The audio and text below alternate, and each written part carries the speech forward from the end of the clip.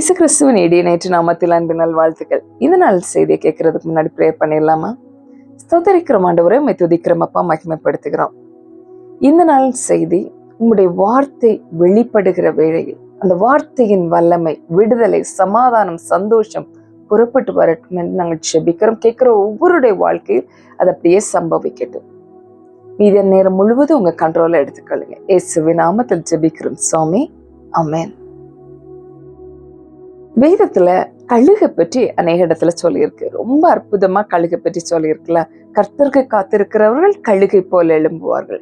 இன்னும் சில காரியங்கள் சொல்லியிருக்கு. கர்த்தர் நம்மை வழி நடத்துகிறது. கழுகு தன் குஞ்சு எப்படி பாதுகாக்குதோ, அதை எப்படி ட்ரெயின் பண்ணுதோ அதே போல அப்படின்னு சொல்லிட்டு உபாகமும் 32வது அதிகாரம் 11-12 வசனங்கள் சொல்லுகிறது.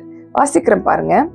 உபாகமும் 32வது அதிகாரம் 11-12 வசனம் சொல்லுகிறது.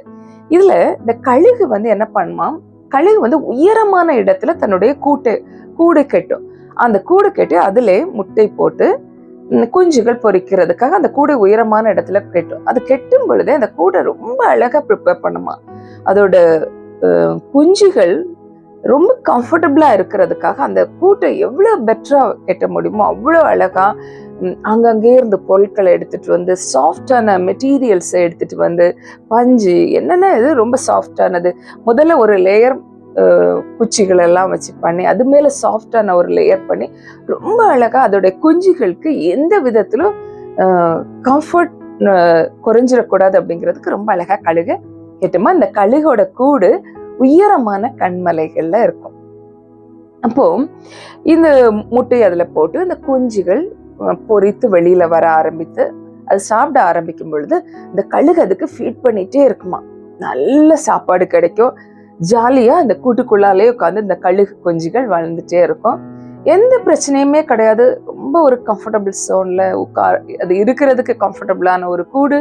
அப்பப்போ அம்மா சாப்பாடு கொடுப்பாங்க, நல்லா சாப்பிடணும், தூங்கணும், எலும்பி ஜாலியா இருக்கணும். இதுதான் அந்த கழுகு குஞ்சுகளோட வேலை. ஆனா ஒரு சர்டன் பீரியட் வந்ததும் இந்த கழுகு வித்தியாசமான ஒரு காரியத்தை செய்ய ஆரம்பிக்குமா. என்ன அப்படின்னா, இது அவ்வளவு கம்ஃபர்டபுளா இருக்கிற அந்த கூட்டை கொஞ்சம் கொஞ்சமாய் கலைக்க ஆரம்பிக்குமா, பிரிக்க ஆரம்பிக்குமா. கொஞ்சம் கொஞ்சமா அதை பிரிக்க ஆரம்பித்து அந்த கூட்டை கலைக்குமா. அந்த கூட்டை கலைக்கும் பொழுது இந்த கழுகு குஞ்சுகளுக்கு தோணும், அவ்வளவு நாளும் கம்ஃபர்டபுளா அப்படி இருந்த கழுகு குஞ்சுகளுக்கு இப்ப இது கஷ்டமா மாற ஆரம்பிச்சிடும். ஏன் இந்த அம்மா இப்படி பண்றாங்கன்னு உங்களுக்கு புரிஞ்சிக்கவே முடியாது. ஏன்னா மேல இருக்கிற கம்ஃபர்டபுளான அந்த குஷன் மாதிரி இருக்கிற மெட்டீரியல்ஸ் எல்லாம் அதை எடுக்க ஆரம்பிக்கும். அடியில இருக்கிற குச்சிகள், இந்த கம்புகள் இது மேல குத்த ஆரம்பிக்கும். இங்க விலக அந்த இதுவும் அடுத்தது மாற இருக்கும். அதுவும் எடுக்க ஆரம்பிச்சிடும். அது இப்ப கூடு, முதல்ல ஒரு கூடு ஷேப்லயே அது இருந்து இப்ப கூடு மாதிரி அங்கங்க கம்புகள் தான் இருக்கும். அதை பிடிச்சிட்டு அந்த கழுகு குஞ்சுகள், அந்த கழுகு குஞ்சுகள் என்ன இதுக்குள்ளால இருந்து பழகிருச்சு, இதுக்கு வெளியில போக பிடிக்கவே பிடிக்காது, இங்கேயே இருக்கும்.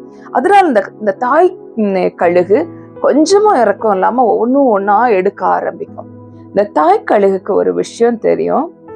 இந்த கழுகு குஞ்சுகள் இந்த கூட்டுக்குள்ளால அப்படியே இந்த சின்ன இடத்துக்குள்ளால இதோட லைஃப் முடியறதற்காக இல்ல, இது படைக்கப்பட்டதற்கு நோக்கமே உயரமாய் எழும்புவதற்காக, உயரமாய் பறப்பதற்காக அப்படிங்கிறத தாய் கழுகு அறிந்திருக்கும். ஆனா அந்த குஞ்சுகளுக்கு இது தெரியாது.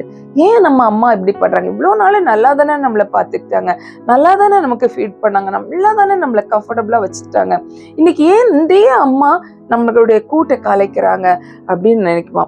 கடைசியா அந்த கழுகு குஞ்சுகள் முடிஞ்ச அளவு அந்த கம்புகளை, அந்த கூட்டுல உள்ள கம்புகளை பிடிச்சிட்டு இருக்க ட்ரை பண்ணுமா. அது கைகளை வச்சுட்டு அதை பிடிச்சிட்டு அப்படி இருக்கும்போது கடைசியா அந்த கழுகு கொஞ்சம் கூட இறக்கம் இல்லாம அந்த கம்புகளையும் உருவ ஆரம்பிச்சிடும். இது கம்புகளை உருவ ஆரம்பிக்கும் போது என்ன ஆகும்னா, வேற வழியே இல்லாம இதுக்குள்ள பிடிமானம் எல்லாம் வெட்டு போறதுனால அது ஹோல்டு எல்லாமே போயிடும்.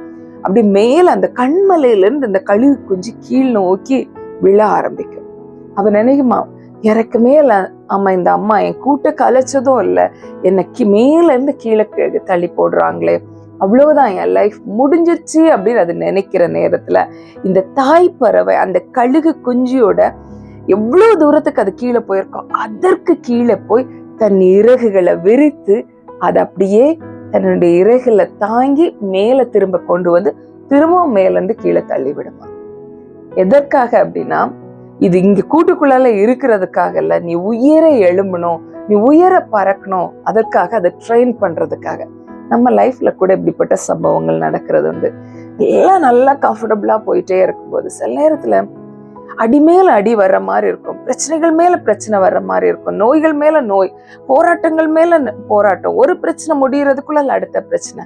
இப்படி நீங்க ஃபேஸ் பண்ணிட்டு இருக்கிறீங்களா அப்படின்னா இந்த செய்தி உங்களுடையதுதான். அப்படி சம்பவிக்கிறது எதற்காக அப்படிங்கிறது தான் இந்த உபாகம் 32, 11, 12, 13 வசனங்கள் சொல்லுகிறது. நான் முதல்ல 11வது வசனத்தை வாசிக்கிறேன். கழுகு தன் கூட்டை கலைத்து தன் குஞ்சுகளின் மேல் அசைவாடி தன் செட்டைகளை விரித்து அவைகளை எடுத்து, நான் முதல்ல சொன்னேன்ல, அந்த கூட்டை கலைச்சிட்டு அது கீழே விழும்போது அந்த செட்டையை விரித்து அதை எடுத்து மேலே அவைகளை எடுத்து அவைகளை தன் செட்டைகளை மேல் சுமந்து கொண்டு போகிறது போல கர்த்தர் ஒருவரே அவனை நடத்தினார், அந்நிய தேவன் அவரோட இருந்ததில்லை. உங்க லைஃப்ல இவ்வளோ பெரிய பிரச்சனைகள் போராட்டங்கள் நீங்க ஃபேஸ் பண்ணும்போது நீங்க நினைக்கிறீங்க நிறைய நேரத்துல ஆண்டவர் உங்களை கைவிட்டுட்டாருன்னு. இந்த கழுகு குஞ்சுகளும் அப்படித்தான் நினைச்சு, அந்த அம்மா என்னை எங்களை கைவிட்டுட்டாங்க, அம்மாவுக்கு நாங்க இனி தேவையில்லை போல, அதனாலதான் எங்களை தள்ளி விடுறாங்க, இப்படியெல்லாம் இந்த கழுகு குஞ்சுகள் நினைத்திருக்கோம். ஆனா தாய்ப்பறவே ஒரு பெரிய நோக்கத்திற்காக இதை செய்துச்சுல. சில நேரத்துல கர்த்தர் நம்மளோட வாழ்க்கையில அனுமதிக்கிற போராட்டங்கள், பிரச்சனைகள் நம்மளை இன்னும் ஸ்ட்ரென்தன் பண்றதுக்காக, எதையும் ஃபேஸ் பண்றதுக்காக, உயரமா எழும்புவதற்காக, உயர்ந்த ஆசீர்வாதத்தை பெற்றுக்கொள்றதுக்காக, இன்னும் பெரிய சேலஞ்சஸை ஃபேஸ் பண்றதுக்காக நம்மளை ஸ்ட்ரென்தன் பண்றாரு. நெக்ஸ்ட் லெவல்குள்ள, நெக்ஸ்ட் ரிலம்குள்ளால நம்மளை உயர்த்தி கொண்டு போவதற்காக தான் கர்த்தர் இதையே அனுமதிக்கிறார். ஆனா ஒன்று மட்டும் நினைத்து கொள்ளுங்க, உங்க போராட்டங்கள், பிரச்சனைகள் அதிகமானது போல தோன்றினாலும், நீங்க கீழே விழுந்தது போல தோன்றினாலும், நீங்க எவ்வளவு கீழே போறீங்களோ அதற்கு கீழே கர்த்தர் உங்களை பாதுகாக்கிறவரா இருக்கிறார். அல்லேலூயா. அற்புதமான நம்முடைய நல்ல தகப்பன். யாருமே பிரச்சனைகளோட நம்ம கூட இல்லாம இருந்தா கூட அவர் நம்மை விட்டு விலகுவதில்லை.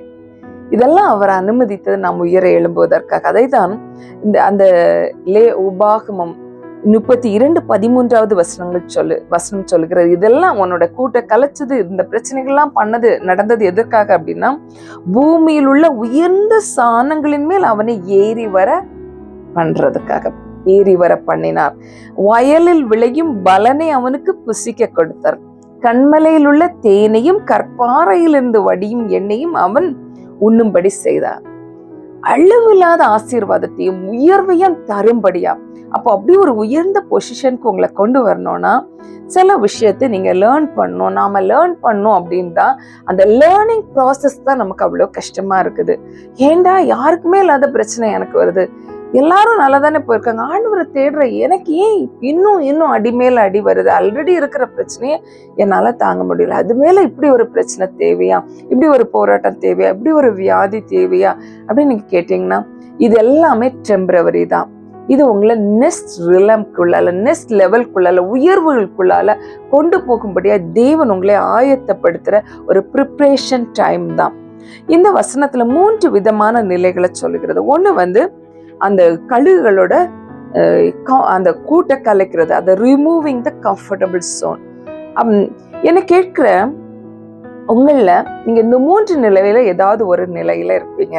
First level removing the comfortable zone. அந்த கம்ஃபர்டான, அந்த ஒரு சுகமான ஒரு வாழ்க்கையில அப்படியே விலகி போகிறது.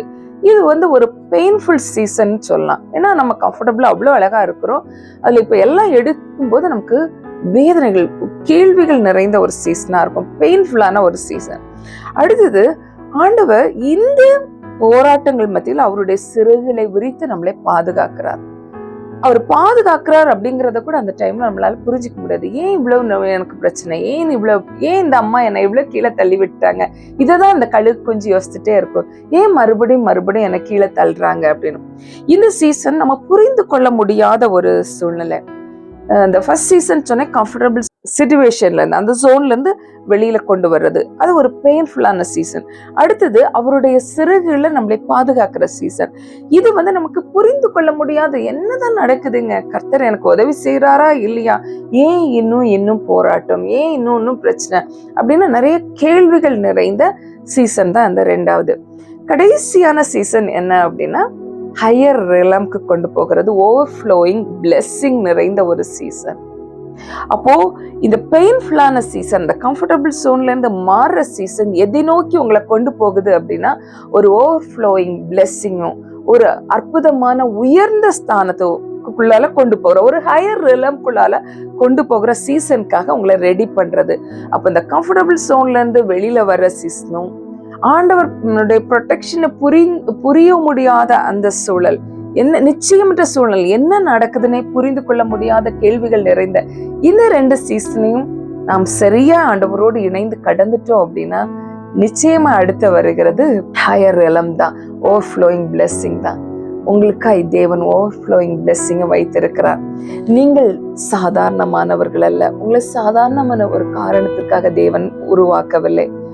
உயர்ந்த ஸ்தானங்களில் இருக்கும்படியாய், உயர்வானவைகளை செய்யும்படியாய், மேலானவைகளை செய்யும்படியா, நீங்களே நினைக்காத பெரிய திட்டங்கள் உங்க வாழ்க்கையில கர்த்தர் வைத்திருக்கிறார். அதை நிறைவேற்றும்படி, அதற்காக தான் தேவன் உங்களை தெரிந்தெடுத்திருக்கிறார், அதற்காக தான் உங்களை பிரித்தெடுத்திருக்கிறார். இப்ப நீங்க ஃபேஸ் பண்ற இந்த பிரச்சனைகள் எல்லாம் உங்களை அழித்து விடுவதற்காக அல்ல, அடுத்த லெவல்குள்ளால உங்களை கொண்டு போவதற்காக. இந்த பெயின்ஃபுல் சிச்சுவேஷன் எல்லாம், நீங்க இப்ப ஃபேஸ் பண்ற பிரச்சனைகள், போராட்டங்கள், இதெல்லாம் உங்க லைஃப்ல பெரிய டெஸ்டிமனியா மாறப்போகிறது. இந்த சாட்சிகளை கேட்கிற அநேகர் கர்த்தர்கிட்ட நெருங்கி வர போகிறாங்க. அப்படிப்பட்ட ஒரு சீசன் தான் கர்த்தர் தந்திருக்கிறார். இது இன்னும் அதிகமாய் தேவனுடைய செட்டைகளின் மேல எழும்புகிற சீசன். ஸோ இது ஒரு அற்புதமான சீசன். இந்த பெயின்ஃபுல் சீசன் குயிக்கா உங்களை விட்டு மாறப்போகிறது. நீங்கள் உயர்வுக்குள்ளால போக போகிறீங்க. அதனாலதான் இன்னைக்கு இந்த செய்தி கேட்டுட்டு இருக்குங்க. This is the season. நீங்கள் எழும்புகிற காலம், உயர எழும்புகிற காலம். இனி அந்த போராட்டங்களுக்குள்ள சிக்கி இருக்கிறது இல்ல. இனி அடுத்த லெவல்குள்ளால ஆண்டவர் உங்களை நிறுத்தி அழகு பார்க்க போகிறார். ஆண்டவர் உங்களை நிறுத்தி அழகு பார்க்கிறதை சுற்றி இருக்கிற கண்களும் பார்க்க போகிறது, நீங்களும் அனுபவிக்க போகிறீர்கள். நம்ம ஜெபிக்கலாமா? நன்றி ஆண்டவரே, உமக்கு நன்றி. இந்த நல்ல செய்திக்காய் உமக்கு நன்றி. இந்த நாளில் நாங்கள் கேட்ட இந்த செய்தின்படி எங்கள் போராட்டங்கள், பிரச்சனைகள், நாங்கள் அனுபவிக்கிற ஒவ்வொரு, நாங்கள் ஃபேஸ் பண்ற டஃப் டைம்ஸ் எல்லாமே ஒரு பெரிய பர்பஸ்க்காக அப்படின்னு நீங்க இந்த நாள் எங்களுக்கு கற்றுத்தந்ததுக்காய் நன்றி ஆண்டவரே. இந்த நாளும் வேதனையோடு, போராட்டங்களோடு என்னை கேட்கிற ஒவ்வொருவருக்காய் ஜெபிக்கிறேன். உங்க வாழ்க்கையில ஒரு பெரிய மாற்றம் உண்டாக போவதற்காக எமக்கு நன்றி. இந்த வேதனைகள், போராட்டங்கள், அடுத்தடுத்து வருகிற அந்த பிரச்சனைகள் இயேசுவின் நாமத்தில் மாறுவதாக, ஒரு பெரிய மாற்றம் உண்டாகட்டும் என்று ஜெபிக்கிறேன் ஆண்டவரே. பெரிய விடுதலைகள் நடப்பதாக உம்முடைய கரத்திலே கொடுக்கிறோம் ராஜா. மாற்றங்கள் உண்டாகட்டும், அற்புதமான காரியங்கள் இவர்கள் வாழ்க்கையின் அனுபவமாய் மாறட்டும். இன்னைக்கு ஃபேஸ் பண்ற இந்த பிரச்சனை இவர்கள் வாழ்க்கையின் ஒரு பெரிய டெஸ்டிமனியாய் மாறப் போவதற்காக நன்றி. நீர் அப்படி செய்வதற்காக நன்றி. தொடர்ந்து உம்முடைய ஆளுகைக்குள்ள ஒப்பு கொடுக்கிறோம். சமாதானம், சந்தோஷம், உயர்வு இவர்கள் அனுபவமாய் மாறட்டும். இயேசுவின் நாமத்தில் ஜெபிக்கிறேன் சுவாமி, ஆமென். சந்தோஷமா இருங்க. ஒரு அற்புதமான ஒரு நியூ சீசன் உங்க மேல ஓபன் ஆக போகிறது. God bless you.